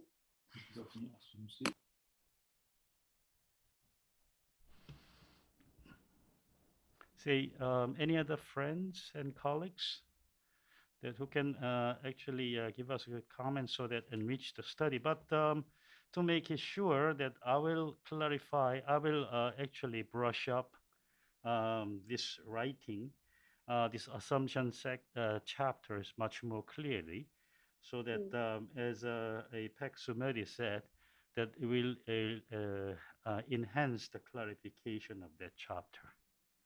I promise you that for the remaining days, we'll contribute to brush up this writing so that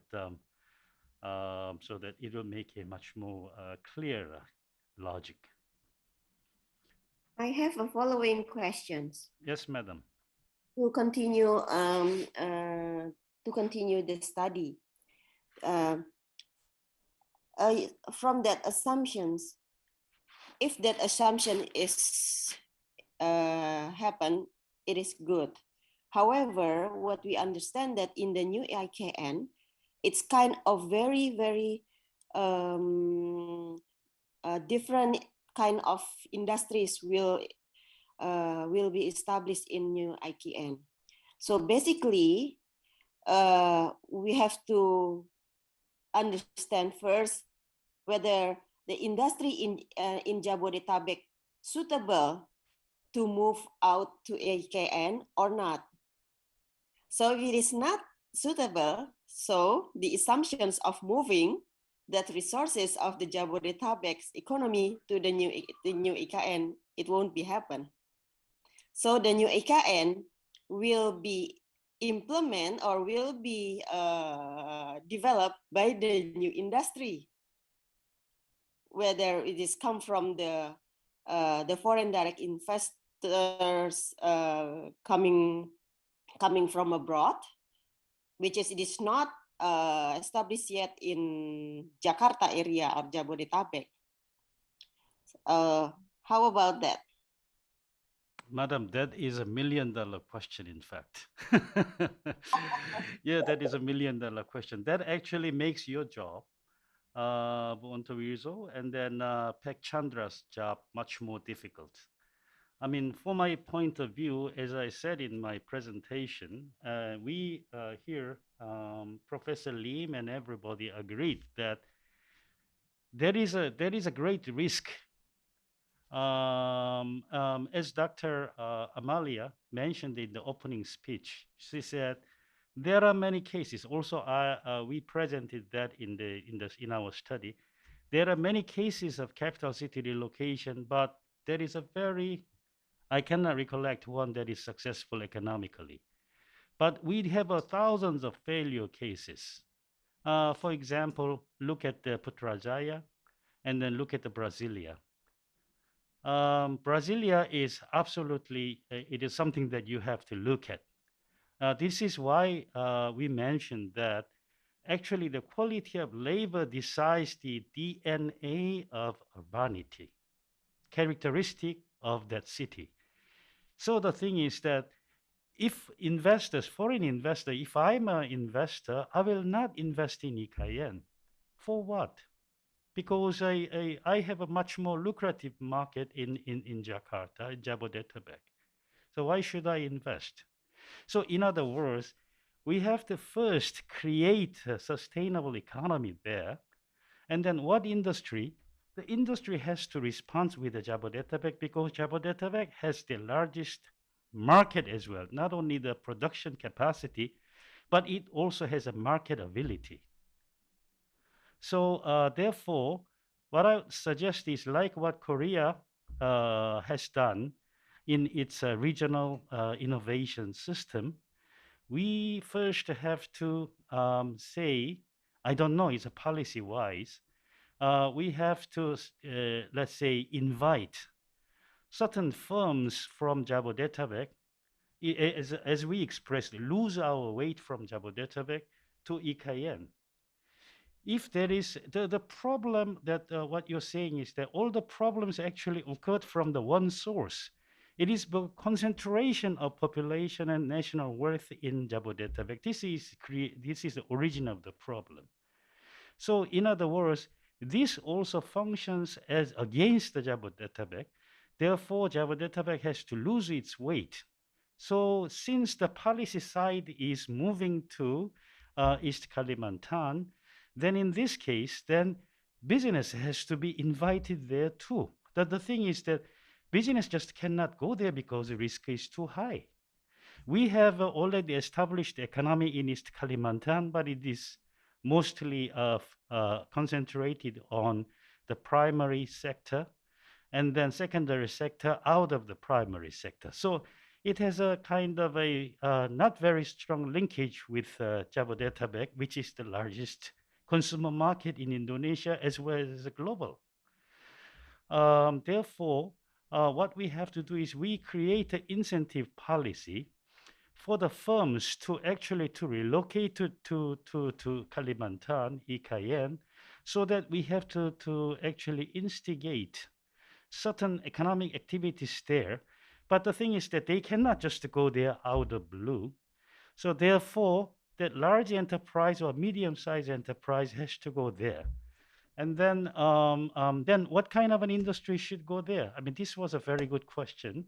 Nevertheless, that Pek Chandra and then we were actually pondering about that.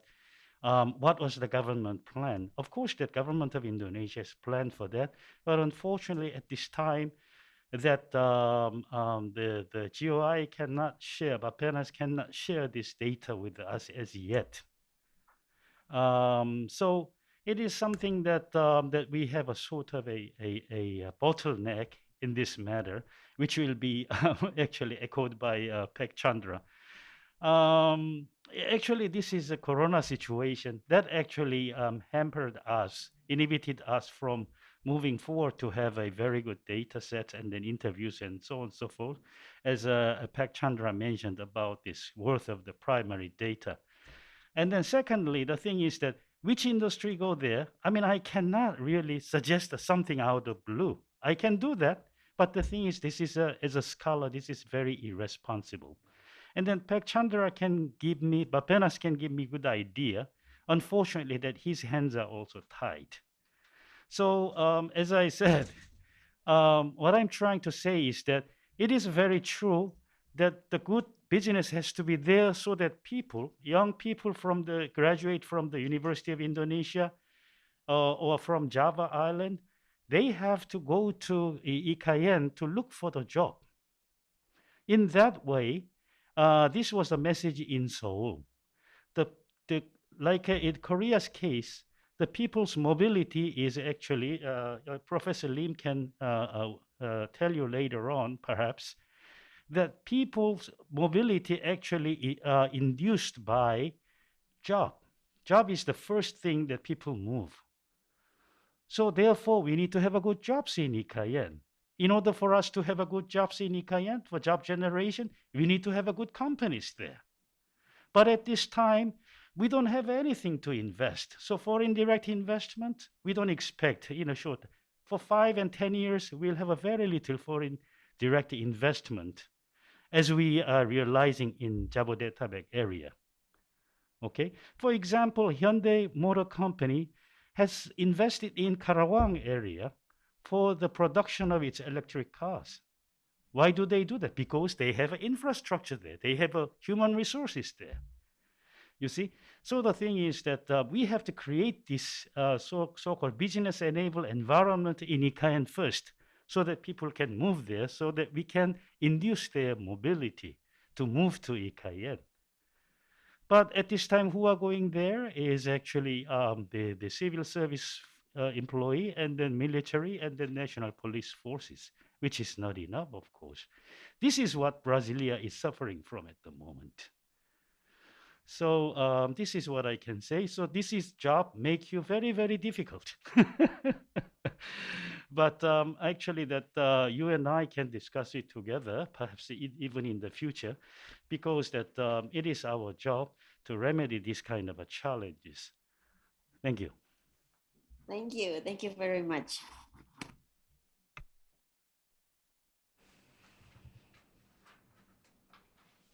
Pek Chandra can add something into this, as you're the leader and coordinator of this project on the Indonesian side.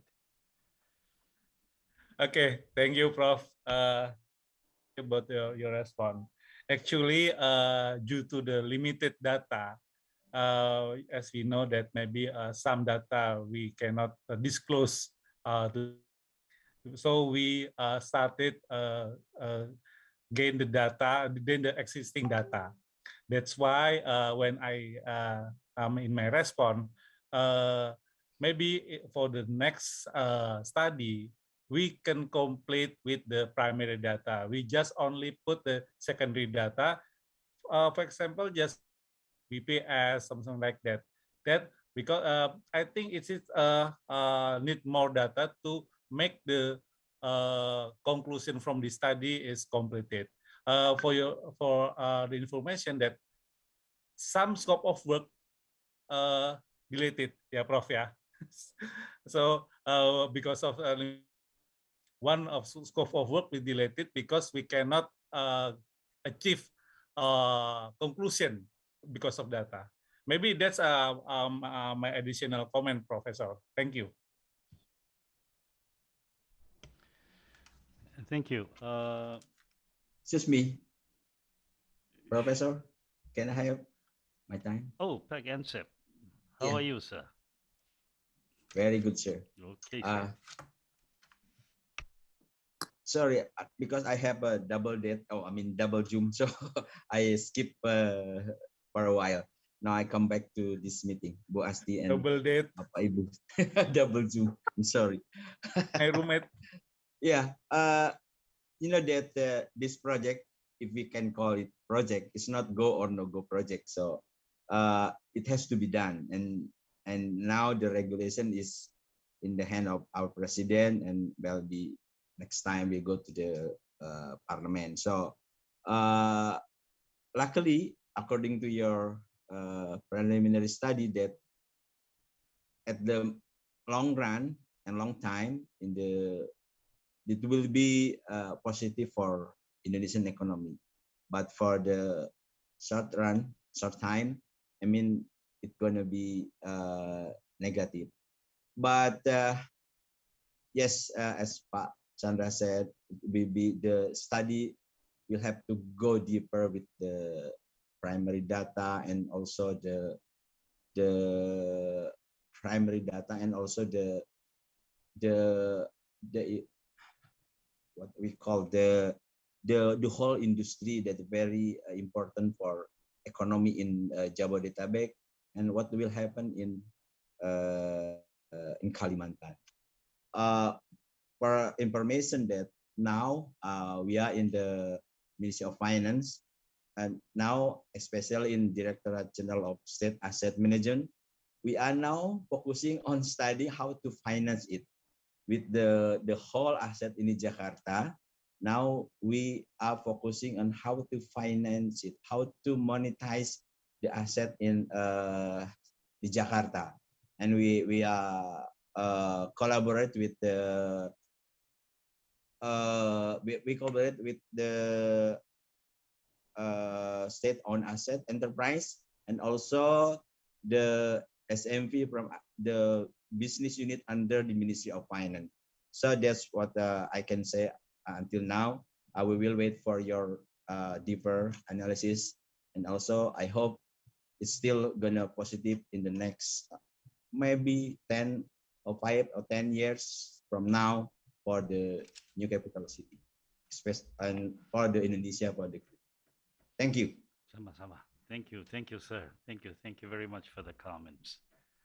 Perhaps that the time is off now. Maybe that, yeah, just taking one more question, Ms. Lee. Will that be okay? Yes. Or comments? Yeah, I have one observation, like a comment. My comment has to do with what Ms. Rufia has presented. And so, Professor Lee, could you open up your presentation file again? Page 22, is it?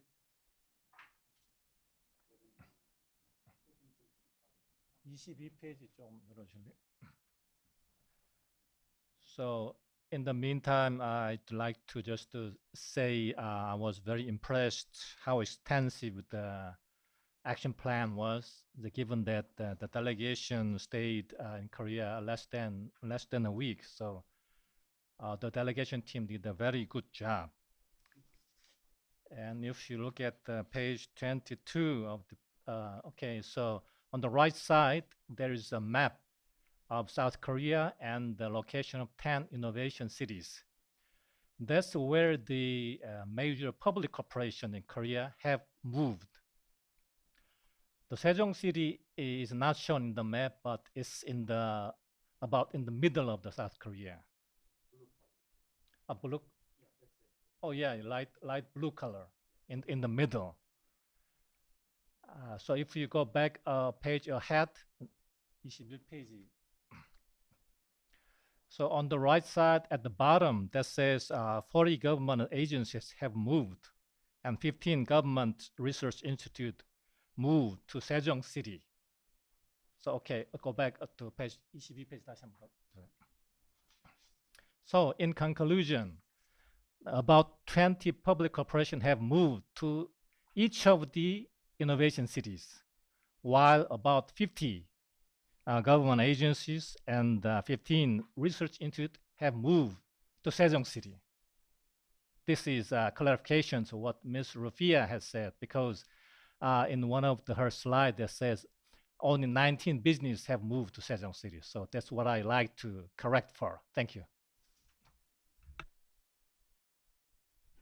Thank you very much, Dr. Kim. Your comments and observations have been always a good strength to us. So we will review this, and then I will also send this one. I think you already have this file, so if there is any corrections that are needed, please let me know, because I do not deny that this study still have quite a number of errors and omissions, which we will correct. We still have a few more weeks to go to complete the study.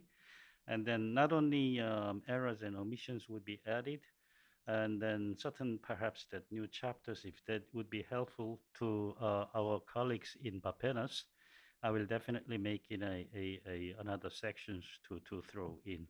Thank you. So, Ms. Lee, this would be the good time to invite Mr. Kim from the Korean Embassy. Oh, yes. So I'd like to invite Mr. Kim Dong-jin, First Secretary of Embassy of the Republic of Korea to Indonesia. He'll give comments on the EIPP number 2. Please welcome him. Selamat siang, Ibu Widi and Bapak Rudi, and ladies and gentlemen yang saya hormati. Today I'm very pleased to see the fruitful result through this close and productive cooperation of the EIPP program. I would like to deliver my special thanks to Dr. Lee and his team and Bapenas fellows for their endeavor and hard work for this project. And special thanks to Bapenas leadership for the strong support for this cooperation. In the course of this project, we had closely cooperated through online meetings, such as focus group meetings, and we had capacity building program in Seoul, even in this pandemic situation, which means this project has been done through more participation and cooperation. As you may know, the corona situation in Indonesia has been becoming stabilized recently. That's very good news. And hopefully by the end of this year, many aspects of our lives in Jakarta will become back to normal again. The Indonesian government vision of a new capital city could be implemented with practical steps, such as inaugurating the law and new institution in the near future.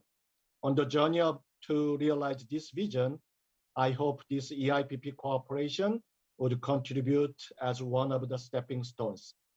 Hope to meet in person in the course of the next phase of this EIPP program, and please keep in touch. Salam kesehatan. Thank you.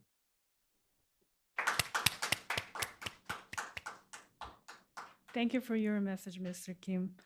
Now, we are last minute of the meeting. I'd like to invite Mr. Ryan Lee of KIND to have closing remarks of today's session. Thank you very much. So this EIPP number 2 project is very special. So I'd like to propose an applause to everybody, for ourselves, because this project is a very historic project. It will remain as the sole project of all EIPP and KSP project in 2020 and 2021 that had the actual offline invitation to capacity building workshop. So you made the history, and we all made it, and it was all safely done. And that isolation also to make sure the safety. So eventually we finished the capacity building offline very safely. So we made the history. So I want to mention about that first. And I'd like to remind you the importance of this political certainty. It is also connected to the final result of application of the experiences to Jabodetabek number 1. That is in page 24. So it says the relocation of the capital city needs to be institutionalized. That means when the policy of this relocation is very clear and it gives a very strong, clear signal to the market and everybody in public or private sector, then the foreign investment will be brought in much faster way. I also emphasize this in the final reporting session of EIPP project number 3 and 4. By mentioning the World Bank report. The World Bank has the PPIAF department, and that department makes the annual report about world's publicly and privately invested infrastructure projects. So the data for 2018 was published in 2019. The data of 2019 was established in 2020, like that. And I've been reviewing the report for the recent years. And I clearly remember that Indonesia was the world's top 5 investment destination in 2018, according to the 2019 report. And it was the second biggest, only behind China. So it is the biggest investment destination in the whole Asia region. So Indonesia is such an attractive market, and it is already very much welcomed by the foreign investors. But what happened after that? In 2019, it decreased very, very much significantly. And in 2020, first time ever in the history, Indonesia and Malaysia did not submit the data for the foreign investment for 2019. So the amount was such a small amount, and it was not even submitted to the World Bank. So that much impact you had suffered from the COVID situation. So when this COVID situation is gone, and when we have the very clear signal that this relocation will be done eventually, and it will be done without hesitation or without delay, if this signal is given from the government to the market and to the other public sector or other private sector companies, then there is nothing more big stimulus than that can bring this foreign investment into this ICANN. So Professor Lee, he was being modest that he cannot predict or he cannot present about any industrial presence in the future for the ICANN, but we can care less when the government of Indonesia gives a very strong and clear signal that this relocation will be institutionalized and will be processed without any uncertainty. Then that will bring the foreign investment in a vast amount of way. That is my last comment. Thank you.